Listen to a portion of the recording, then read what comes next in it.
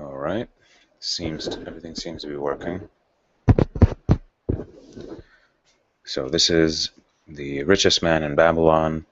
I think it was written in the early 20th century, but it's written in the style of like a biblical tale, and so it's like a faux old writing. Um, but there seemed to be a lot of good ideas in it, so I enjoyed reading it. So, Chapter 1: The Tale of the Man Who Desired Much Gold. Bansir, the chariot builder of Babylon, was thoroughly discouraged. From his seat upon the low wall surrounding his property, he gazed sadly at his simple home and the open workshop in which stood a partially completed chariot. His wife frequently appeared at the open door.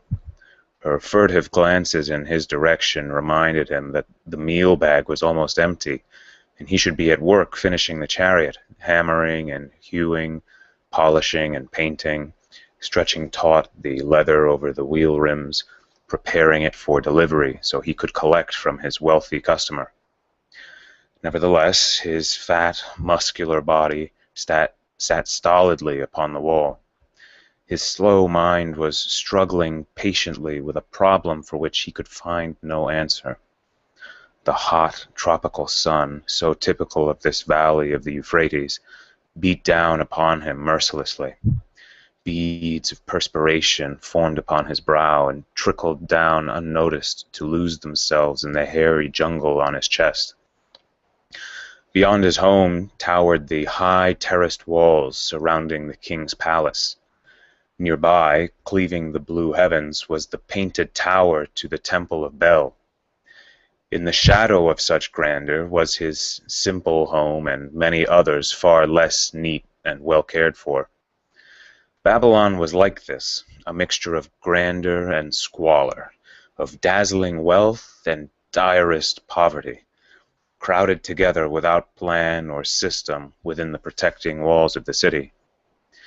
Behind him, had he cared to turn and look, the noisy chariots of the rich jostled and crowded aside the sandaled tradesmen as well as the barefooted beggars. Even the rich, in turn, were forced to turn into the gutters to clear the way for the long lines of slave water carriers on the king's business, each bearing a heavy goat skin of water to be poured upon the hanging gardens. So the Hanging Gardens is a reference to the Hanging Gardens of Babylon, which was one of the seven, I believe it was one of the seven wonders of the ancient world. Bansir was too engrossed in his own problem to hear or heed the confused hubbub of the busy city. It was the unexpected twanging of the strings from a familiar lie that aroused him from his reverie. He turned and looked into the sensitive smiling face of his best friend Kabi, the musician. "May God bless thee with great liberality, my good friend," began Kabi with an elaborate salute.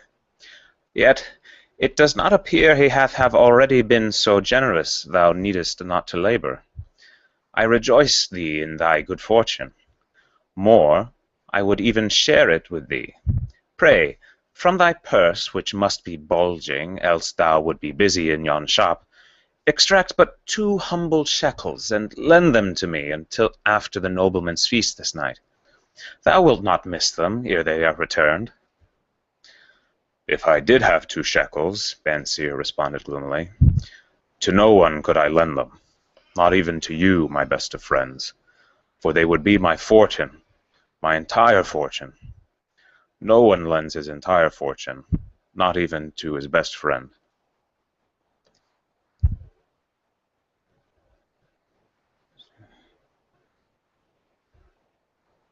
Let's see, make sure.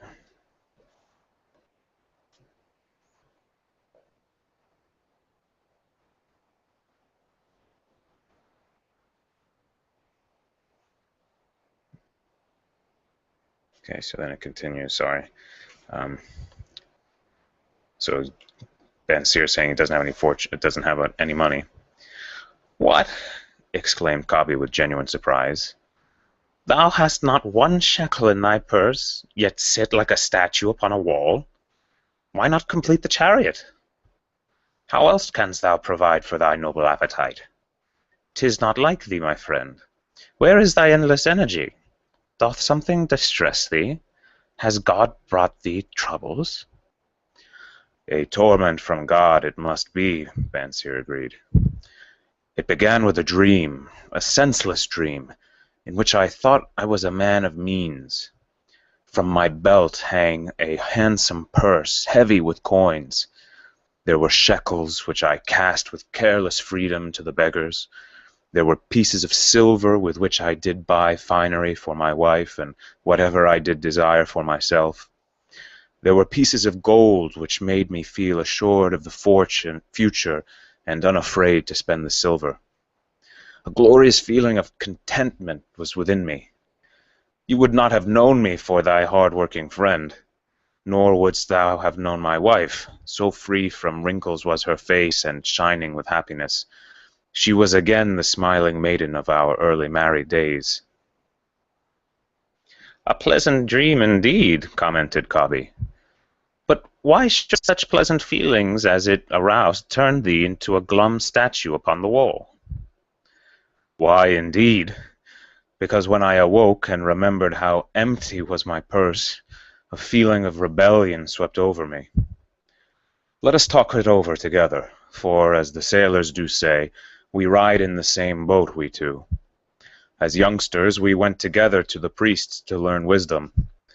As young men, we shared each other's pleasures. As grown men, we have always been close friends. We have been contented subjects of our king. We have been satisfied to work long hours and to spend our earnings freely. We have earned much coin in the years that have passed. Yet, to know the joys that come from wealth, we must dream about them. Ugh! Are we more than dumb sheep? We live in the richest city in all the world. The travelers do say none equals it in wealth. About us is much display of wealth, but of it we ourselves have not. After half a lifetime of hard labor, thou, my best of friends, hast an empty purse, and sayest to me, "May I borrow such a trifle as 2 shekels until after the nobleman's feast this night?" Then what do I reply? Do I say, "Here is my purse. Its contents will I gladly share"? No. I admit that my purse is as empty as thine. What is the matter? What is the matter? Why cannot we acquire silver and gold, more than enough for food and robes? Consider also our sons, Bansir continued. Are they not following in the footsteps of their fathers? Need they and their families and their sons and their sons' families live all their lives in the midst of such treasures of gold, and yet, like us, be content to banquet upon sour goat's milk and porridge? Never in all the years of our friendship didst talk like this before, Bansir. Cobby was puzzled.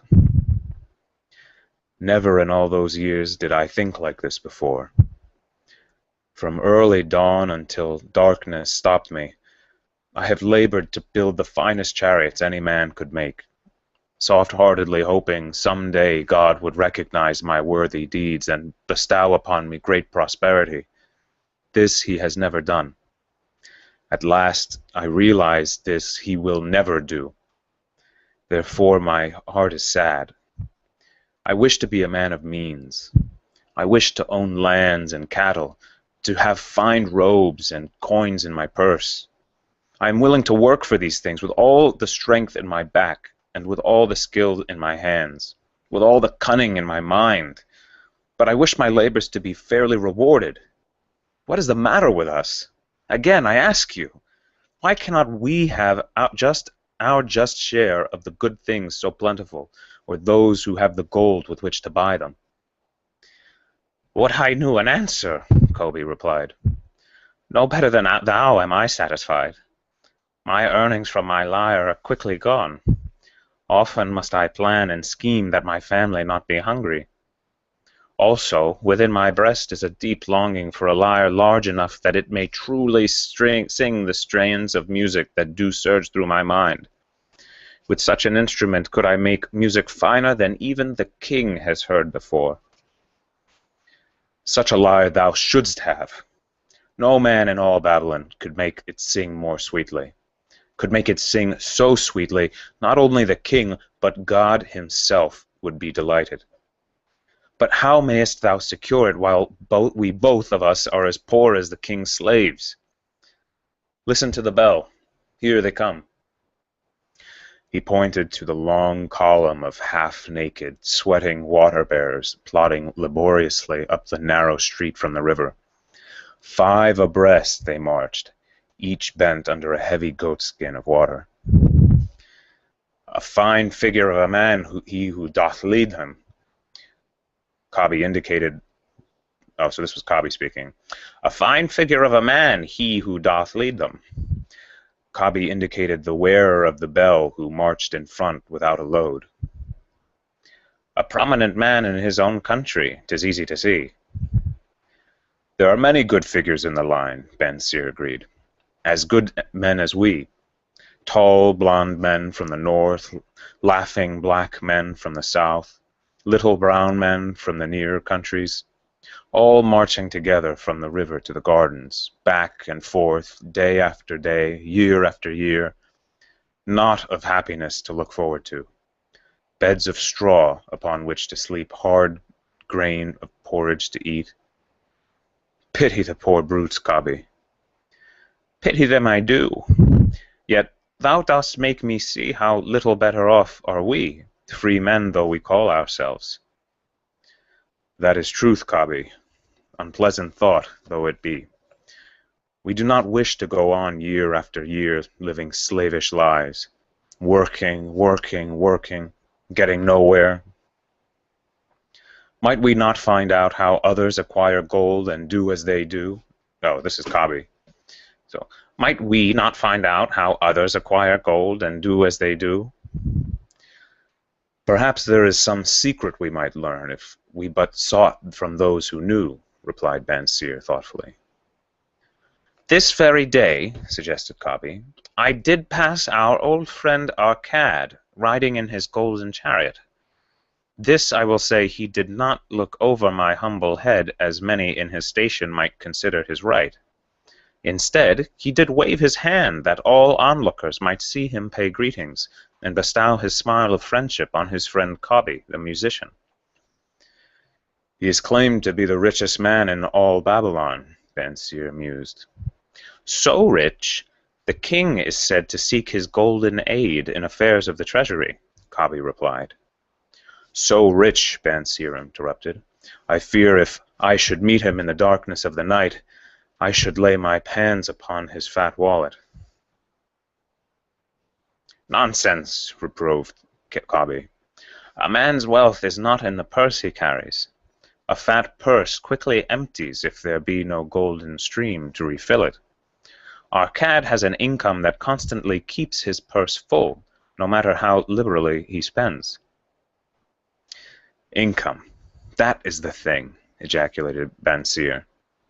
I wish an income that will keep flowing into my purse, whether I sit upon the wall or travel to far lands. Arcad must know how a man can make an income for himself. Dost suppose it is something he could make clear to a mind as slow as mine? Methinks he did teach his knowledge to his son, Nomasir, Kabi responded. Did he not go to Nineveh, and, so it is told at the inn, become without aid from his father, one of the richest men in that city? Kabi, thou bringest to me a rare thought. A new light gleamed in Ben Seer's eyes. It costs nothing to ask wise advice from a good friend, and Arcad was always that. Never mind though our purses be as empty as the falcon's nest of a year ago. Let that not detain us. We are weary of being without gold in the midst of plenty. We wish to become men of means. Come, let us go to Arcad and ask how we also may acquire income for ourselves. Thou speakest with true inspiration, Ben Seer. Thou bringest to my mind a new understanding. Thou makest me to realize the reason why we have never found any measure of wealth. We never sought it. Thou labored patiently to build the staunchest chariots in Babylon. To that purpose was devoted your best endeavors. Therefore at it didst thou succeed. I strove to become a skillful lyre player, and at it I did succeed. In those things to which we exerted our best endeavors, we succeeded. God was content to let us continue thus. Now at last we see a light bright like that from the rising sun. It biddeth us to learn more, that we may prosper more. 'Tis the wisest thing we have ever done. With a new understanding we shall find honorable ways to accomplish our desires. Let us go to Arcad this very day, Bansir urged. Also, let us ask other friends of our boyhood days, who have fared no better than ourselves, to join us, that they too may share in his wisdom.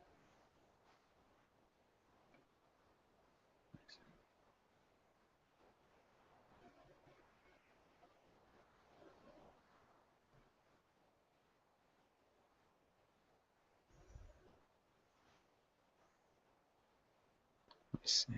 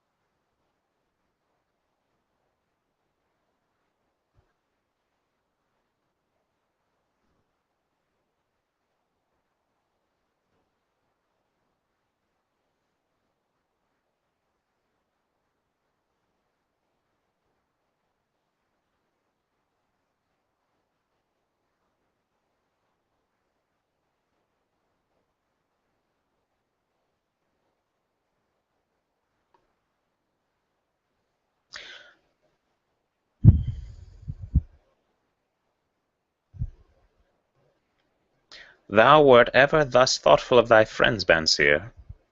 Therefore hast thou many friends. Oh, so I'm reading that wrong. Thou wert ever thoughtful of Thou wert ever thus thoughtful of thy friends, Bansir. Therefore thou hast thou many friends. It shall be as thou sayest. We go this day and take them with us.